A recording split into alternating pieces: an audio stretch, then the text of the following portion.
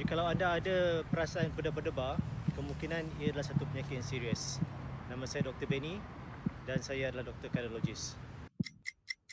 Jadi satu kes baru-baru ni, seorang lelaki yang berusia dalam sekitar 60-an datang jumpa saya kerana beliau mengalami berdebar-debar.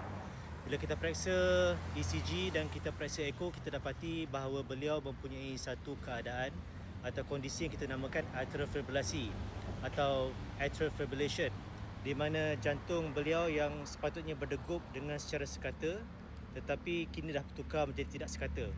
Tambahan pula dalam pemeriksaan echo ataupun ultrasound jantung, kita dapati bahawa beliau juga mempunyai jantung yang bengkak, di mana satu ruang di dalam jantung yang kita namakan left atrium beliau adalah sedikit besar daripada biasa, yang juga mempengaruhi kenapa beliau mempunyai atrial fibrillation. Ada mengalami perasaan berdebar-debar, maka berjumpa dengan doktor anda kerana anda mungkin ada atrial fibrillasi. Rawatan yang beliau memerlukan adalah sejenis ubat pencahar darah yang lebih sedikit advance daripada pencahar darah seperti aspirin. Alright, okay, bye bye, take care guys.